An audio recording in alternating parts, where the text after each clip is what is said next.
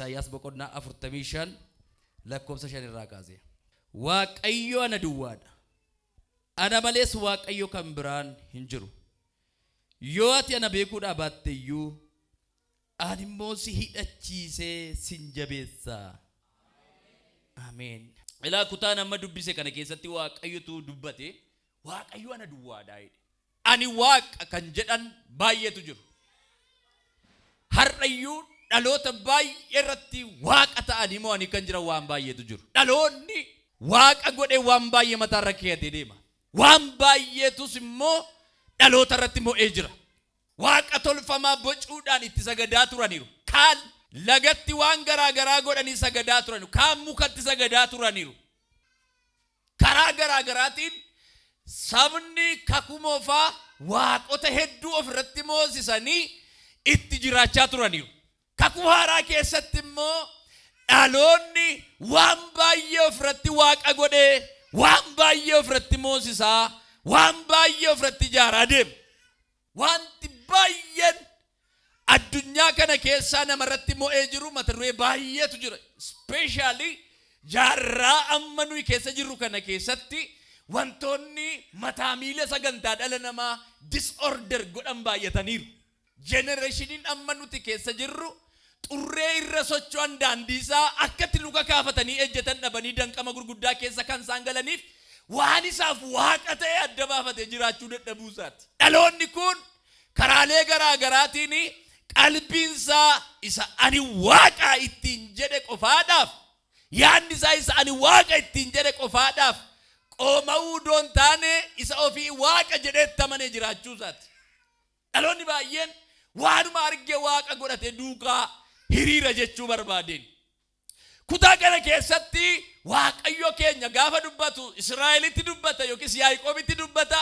Gaafa dubbatu waaqayyo ana duwwaadha. Maaliif jedhe kan? Waaqoliin warri kaan warri biyya lafaa kana keessaati ani waaqa jedhanii dhalootatti of beeksisatu hin taane dhaloonni waaqa godhatanii ittiin jiraatan baay'een isaanii akka waaqayyo isa kanaadha umuriin isaanii dheeratee bara baraan isa jiraatu miti. Lammaffaa gurra utuu qabanii hin dhaga'anii ija utuu qabanii hin arganii miila utuu qabanii sochii danda'an waaqayyoliin lafa kanaa dhala namaa irratti mo'anii hamma nageenya jedhanii of beeksisan baay'een isaanii dhaloota kana gidduutti humni hojii isaanii wantoota akka isa kan waaqa Yaaqoob akka isa kan waaqa Abrahaam akka waaqa isa kan Yisihaaq kanaa miti.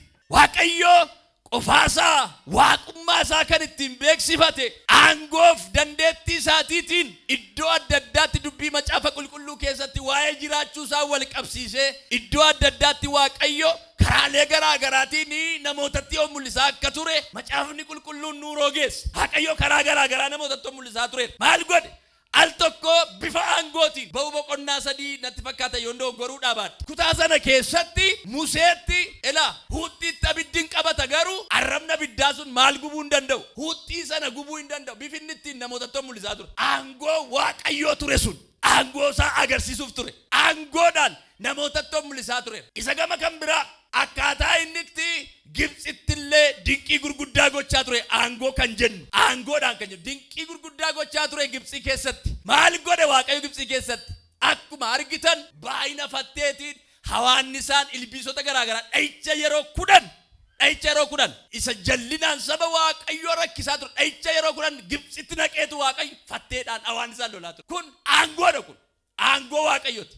Waaqayyoo ana duwwaatu waaqa kan inni jedhu riizinaawoti wajjini malee not only by theoretical jechama qofaadhaan miti haasaa qofaadhaan miti qabatamatti wanti waaqayyoodha inni isa jechisiisu waan baay'eetu jira.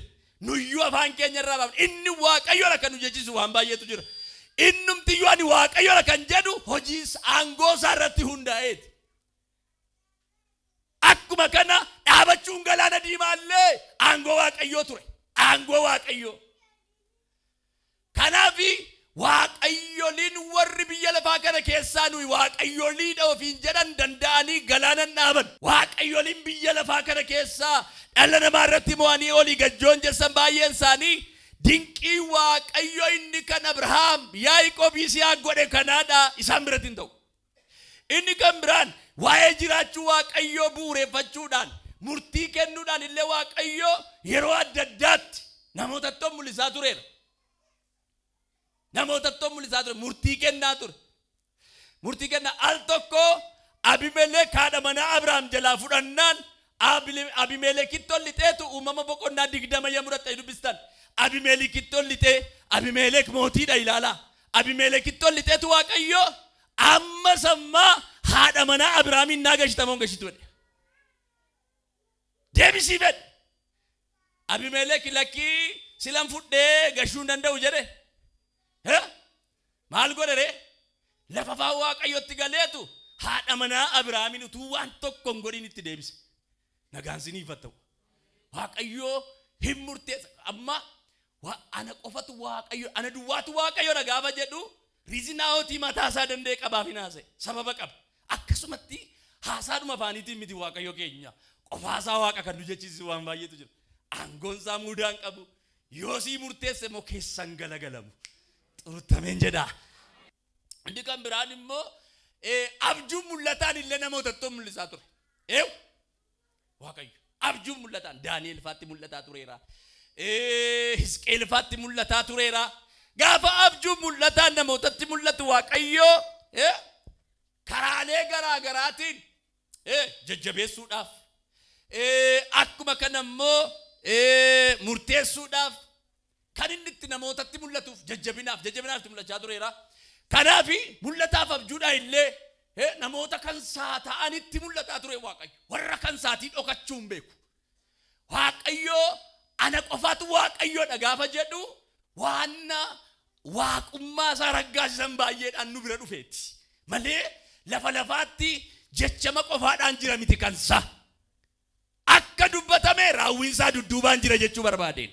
Mee waaqayyo duwwaatu waaqa jedhame al takka. Isa qofaatu anaaf waaqa'edha. Kutaa kana keessatti gannan gabaabsa. Kutaa kana keessatti kan inni dubbatu waaqayyo ana duwwaa jedhee keetu utubatti nan beektu ta'eyyuu jedhe ani immoo maalan si godhe jedhe. La waaqayyummaa isaa sittuun argitu. Waaqummaa koo utubatti hin beektu ta'eyyuu maaluma abbaa keena wallaalte jedheen karaa sirraa dabsadha jedhe maal jedhe ani immoo maalan si godhe jedhe. Laal waaqayyummaan isaa si garafee si jilbeenfachiisuutu hin taane hidhachiisee si jabeessuudha.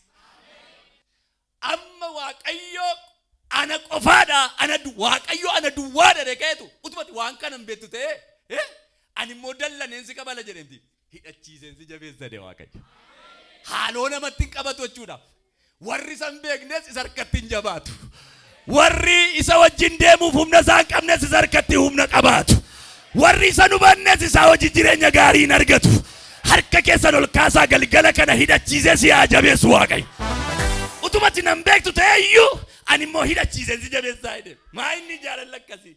La waaqa akkasii qabna. Utuma nuyi isa daganne al tokko tokko rakkinni qormaanni jireenyaa nuyi keessa dhaabannu arraba keenya irraa maqaasaa gogsiti al tokko tokko.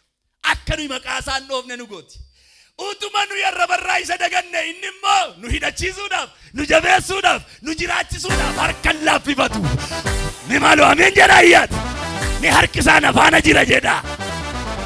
Haleluuyaa. Waaqayyoo ati jabaattes yoo ati laaftes si hidhachiisuuf harka si hiixatudha inni. Yoo ati jiraattes, yoo ati humna dhabdes, yoo ati dandeesses, yoo ati dadhabdes waaqa si gargaaruuf harka sitti loofatudhaan jedhe. Mee ani isa biraa gargaarsan qaba jedha ayyaati. Dabalaa jedhame maaloo. Yoo mati na beekuudhaa baatteeyyuu maalan si godhe jedhe. Hidhachiiseen si jabeessaa jedhe. Sin jabeeffadha jedhe waaqayyo. Utuma tachinnaa darba jettee ija kee isarran keettu ta'eyyuu karaa koo sii darba jedhe waaqayyo. Achiin naman ta'a jettee yaaduu dhiifteetta utuma ta'eyyuu karaa waaqayyoo nan milkaa'a jettee haasa'uu dhiifteetta utuma ta'eyyuu karaa waaqayyoo naman ta'a jettee yaaduu dhiifteetta utuma ta'eyyuu barana harka hiixatee si jabeessu ofirratti argita. Barana harka hiixatee si gargaaru ofirratti argita. Raasi harka kee ameen jedhi ameen. Paradinasia. Utuma qalbiin kee achirraa si ka'ee balbala biraarra si jira ta'eyyuu harki galgala kana si hiixate isa si jabeessudha. isa si gargaaruudha, isa si hirkisuudha, isa si namoomsuudha. Ol ka'ee namni tokko ameen ameen. Bradi kambaradia rikendila sintajina makita bino.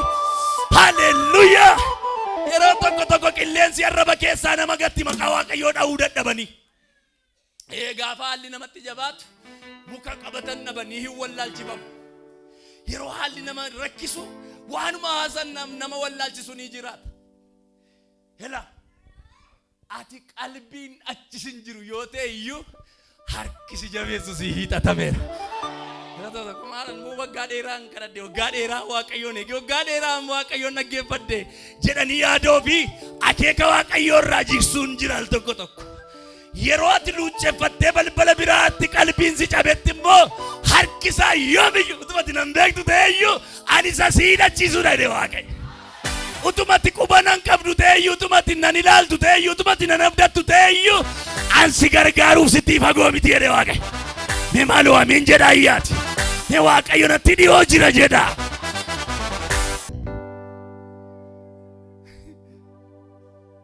Harkifattu taanaan isin madaala wanti biyya lafaa kana. Harkifattu harkaa taanaan garuu isin madaalu. Keessaa qotatamtee ka'uu barbaadda taanaan achi ishee darbattee sokkita baran. Eenyu namni hidhachuu barbaada? Namni hidhachuu barbaada. Waaqayyo hidhachiiseen si jabeessaa hidha galgala kana. Hallelujah. Jabaataa keetitti dhaqaan jedhan. Bara isa fuula kee duraa gaati jabaattee dhaqaan jedhe. Hidhattee dhaqaan jedhe. Mudhii hidhattee deemtaan jedhe. Humna jabeeffattee dhaqaan jedhe. Faayinaansiin jabaattee dhaqaan jedhe.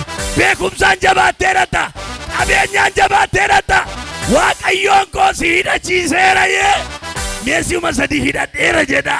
Hidhadhee dabalaame maaloo.